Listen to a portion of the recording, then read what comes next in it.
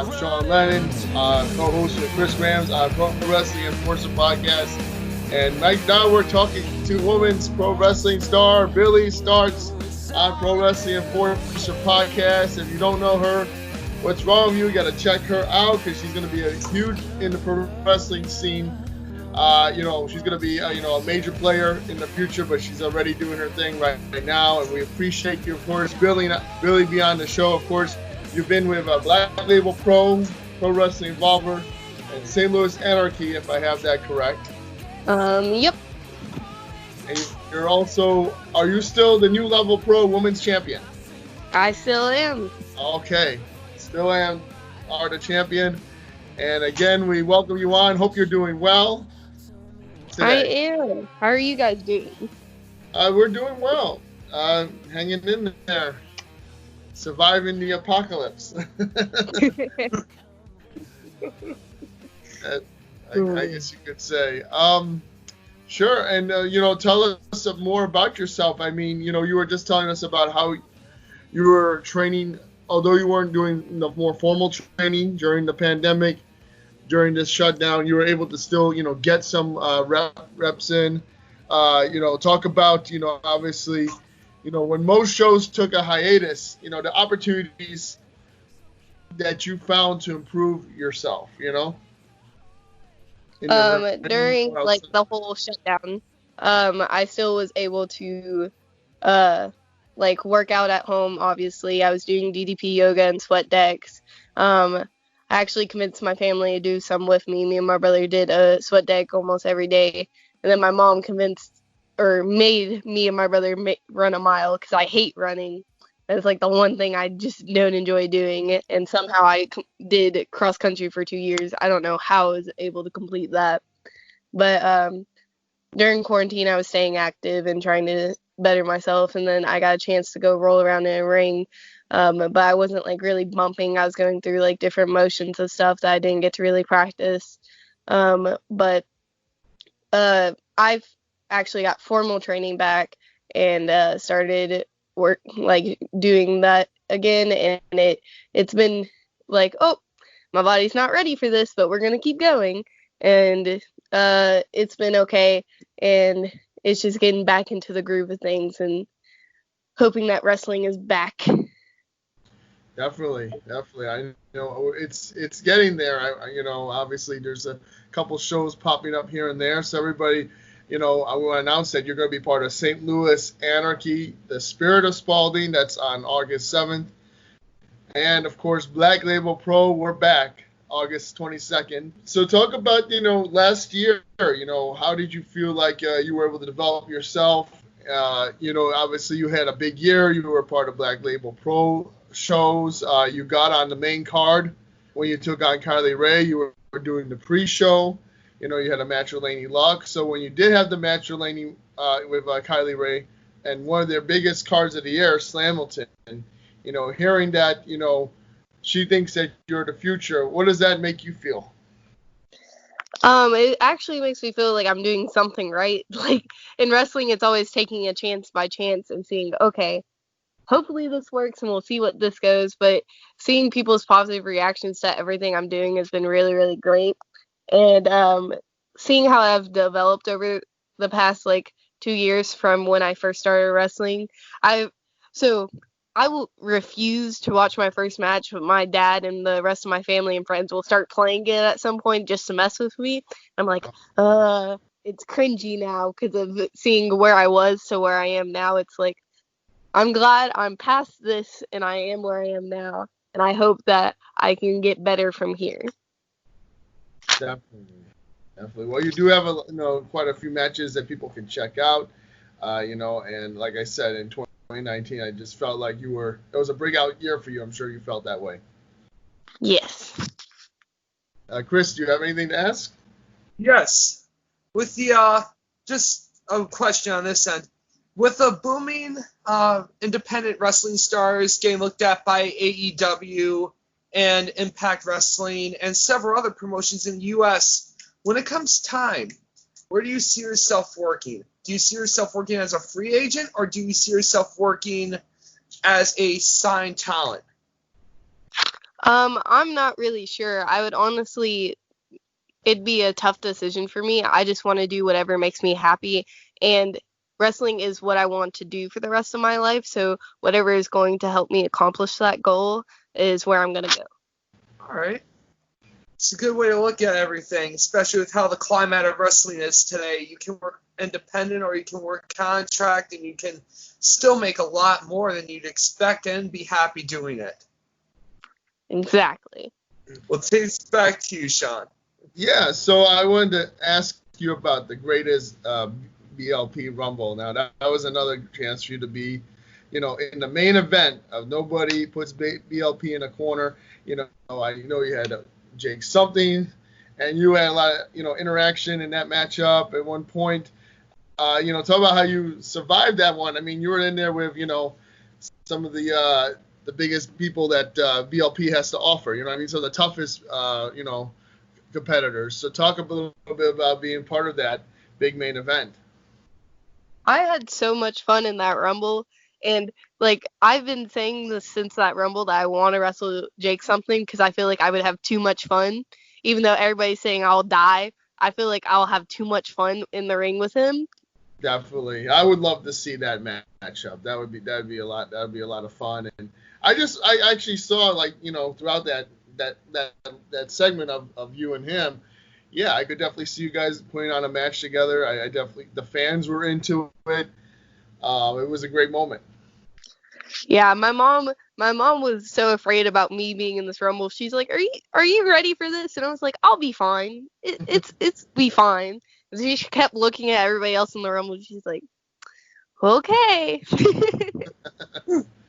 Definitely. Oh yeah, Belly, you're definitely one of the tough ones to survive that one. Now also talk about the GCW. I know that you were at the event. Didn't work it, but I think you were probably doing setup or whatever. So talk about that. Exciting to see independent wrestling back, because that was last month, and seeing your friends perform. How did you feel about being there? That was the first show I've gotten to go to since wrestling was kind of shut down since quarantine, and it was really, really good for me to actually see wrestling live again. And the way they set up their show was really, really good to still practice social distancing and make sure everybody was safe. Funny story about that show. We were supposed to be there way earlier for setup, but a bunch of crap happened and we got there so late. We were like, it's okay. And then we helped with teardown before we went home. Sure. And then also Alley Cat, you've got Alley Cat. She's been part of that show, GCW, and what she's been doing there. Talk a little bit about it. I mean, she's definitely been in there with, some of the toughest that GCW has to offer as well. I love Allie, and I've got to have some pretty great conversations with her, and I would love to be in the ring with her at some point. I hope it happens sometime this year if there's still a chance. Because of how much we've been around each other, we still haven't been able to get in the ring together. Definitely. And we're looking forward to it. I'm sure it'll happen one day soon. Some of the matches that you were scheduled for, before everything kind of fell apart, is you had Evolve in Chicago. And I know that would have been one of your biggest events. Have you been to Chicago before to wrestle? Yeah, I wrestled for True Privilege in Chicago, which I usually have a lot of fun at. Oh, nice. But talk about it. Although it fell through, it would have been a great match. I know you were taking on a couple of the great wrestlers there for the, I think it was 0-1 championship. So talk about, although it didn't happen, how much for you were looking to that match? I love the girls who I was going to get a chance to wrestle with, Rain Victoria and Lainey Luck, who I've gotten to be in the ring with before at 0-1, and I think it would have been a great opportunity. But even before Corona, it fell through due to circumstances.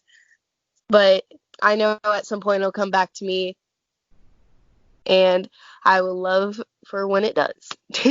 Yeah, I'm excited for that match too. I hope we definitely see it somewhere else in the future. 0-1.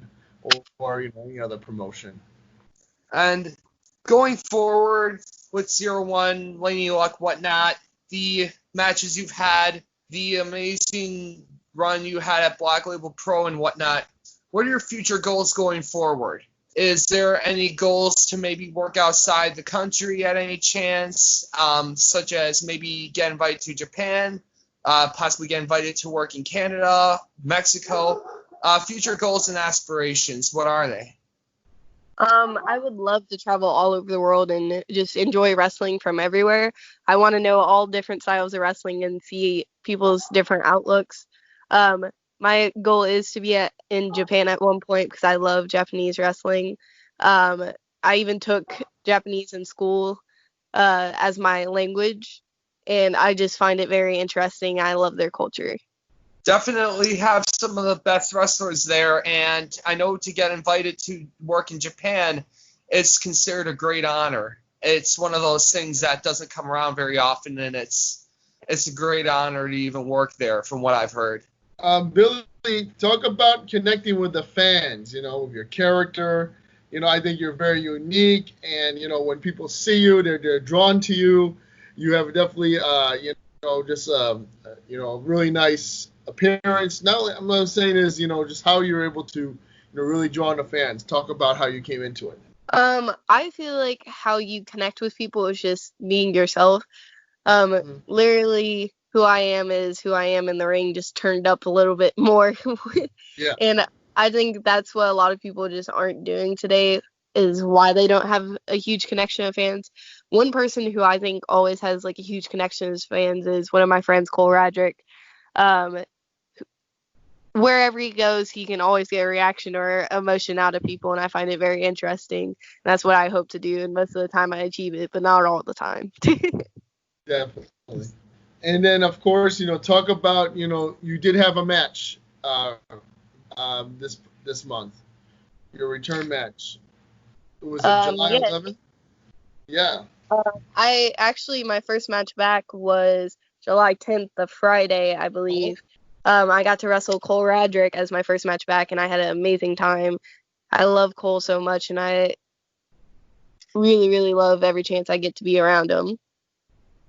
Nice. So that was a big return weekend for you, and how did it feel like to have fans cheer for you again, being back in the ring, doing what you love? I mean, it just seemed like an eternity the past few months. I completely agree. But being in the ring again, it really helped me see oh, this is what I've been missing so much. But I got to wrestle that Friday and Saturday. That Saturday was Paul Cade, and I wrestled Adam Slade, and that was our first time wrestling each other. But we used to train together every Tuesday in open rings, and that was an amazing time, and I really enjoyed it. Definitely. And, of course, your upcoming show, St. Louis Anarchy, it's Spirit of Spaulding. It's got a round robin.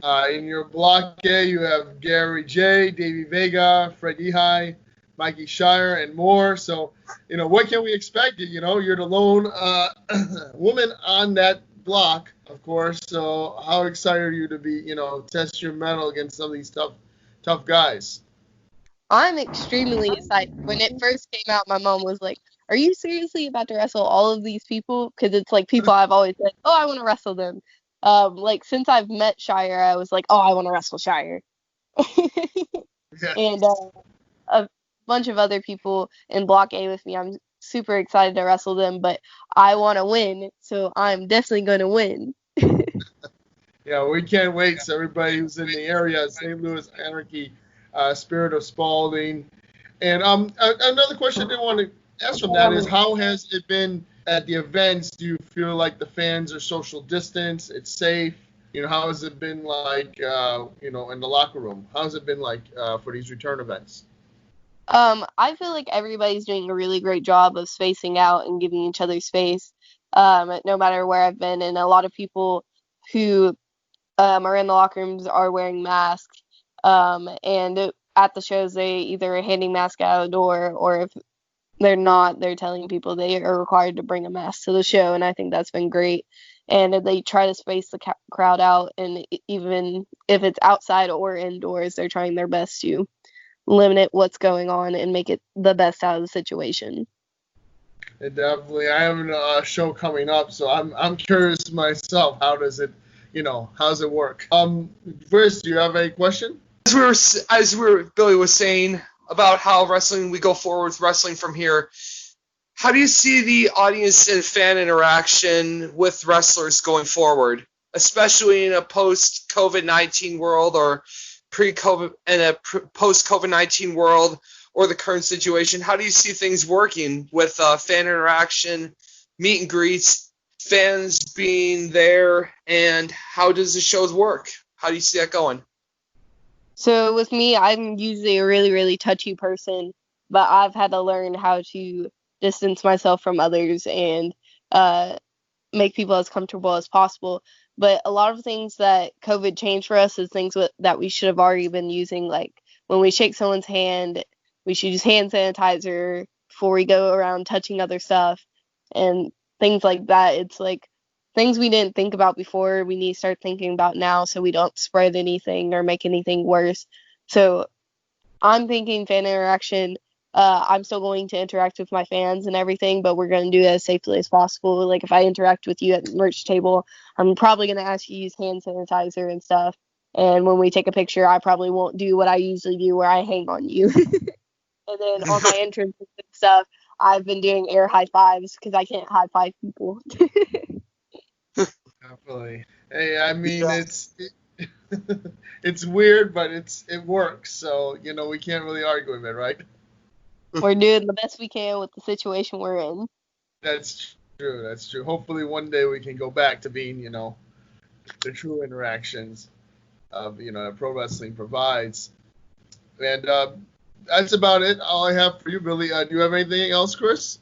I'm thinking there too as well. Okay, well, Billy, we appreciate you being on. I remember everybody check out. Anytime. It's a pleasure to see you. Hopefully, I'll get a chance to see you at one of the upcoming events. But I just want to again plug your upcoming event. If you have any other ones that I didn't mention, go ahead and plug those. From all of my knowledge, my next shows that are coming up are still St. Louis Anarchy and Black Label Pro. Okay. Nothing announced for BLP yet, right? In terms of what you'd be doing. Yes, I don't even know what I'm doing yet. For sure. I'm sure they'll definitely find a fun spot for you. Hopefully we'll get the Jake something match. And another thing that I forget to tell people is that we have the IWTV Live, and they stream a lot of these events. So if you can't make it in person, I believe St. Louis Anarchy and Black Label Pro, they can stream it live on IWTV Live, or it's on demand. Correct? Yes. So people still want to, stay at home and stay safe. They can still get their fix of the Space Jesus, Billie Starkz. And I can't believe I didn't mention that earlier, but that's such a fun nickname, Space Jesus. I know we have streets.